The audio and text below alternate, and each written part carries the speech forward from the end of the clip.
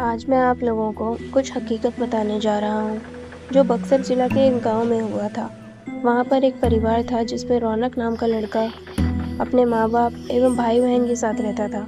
रौनक 20 साल का जब हो गया, तो उसको देखने के लिए लड़की वाले आने लगे।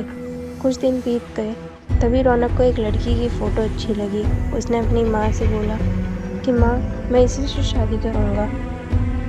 और बोलता भी क्यों नहीं, हर लड़के की ख्वाहिश होती है कि उसकी औरत सुंदर और संस्कारी हो, ताकि किसी के सामने ले जाने से उसका मान भी बढ़े। उसकी माँ ने बोला ठीक है बेटा, तुम्हारी शादी मैं इसी से करवाऊंगी। और लड़की के पिता को हाँ बोल दिया। कुछ दिन बाद उसकी शादी का दिन आ गया। वह बहुत खुश था क्योंकि उसकी हल्दी मेहंदी और संगीत से घर में खुशी छाई हुई थी। सारे मेहमान से उसका घर भर गया था।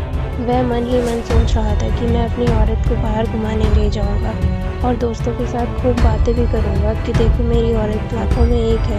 मन ही मन लड्डू फूट रहे थे और उस दिन उसका इंतज़ार भी ख़त्म हो गया, क्योंकि उस दिन उसकी शादी जो हो रही थी। गांव वाले भी धूमधाम से बारात लेकर लड़की के घर पहुंचे और दोनों की शादी भी हो गई। जब सुबह विदाई हुई तो उस समय लड़की को डोली में अकेले ही ससुराल लाया जाता था। 4 कार डोली को उठाते-उठाते थक गए थे। वह बेचारे सोचे कि कहीं पेड़ दिखा तो डोली उसके नीचे रख देंगे, तो थोड़ी देर आराम करके फिर आगे बढ़ेंगे। और आम का पेड़ तभी दिख गया। वह लोग डोली को रखकर पानी पीने लगे और बोले कि बहू, अगर आपको भी प्यास लगी हो तो पानी पी लो। बहू ने कुछ नहीं बोला और चारों की थोड़ी-सी आँख लग गई। उस पेड़ की चुड़ैल नीचे उतरी और दुल्हन को मारकर उसके अंदर प्रवेश कर गई और डोली में बैठ गई, क्योंकि दोपहर का समय था। थोड़ी देर बाद वह अपने ससुराल आ गई। लोकचार होने के बाद जब रात हुई तो रौनक अपने कमरे में गया। जब वह अपने बिस्तर पर बैठकर दुल्हन से बातें कर रहा था, तभी उसे जोर से प्यास लगी। उसने कहा मैं पानी पी कर आता हूँ। दुल्हन ने बोला आप बैठो, मैं पानी दे रही हूँ।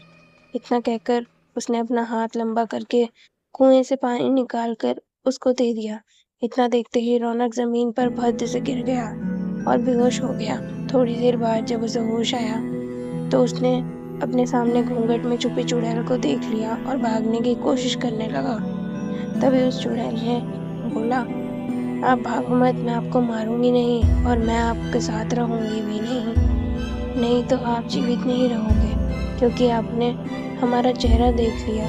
लेकिन यह गांव हमारी ही निगरानी में है, हमेशा रहेगा, क्योंकि यह मेरा ससुराल है। और मैं आपको एक बात बताती हूँ, जो आप अपने गांव वालों को बता देना कि जिस घर का चूल्हा उत्तर दिशा में होगा, वह सब अपने घर का चूल्हा दक्षिण दिशा में कर लो, तो उनके घर में हमेशा बरकत बनी रहेगी।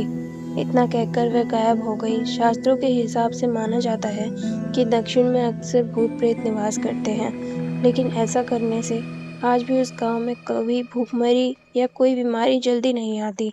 वहां पर सब हंसी खुशी रहते हैं।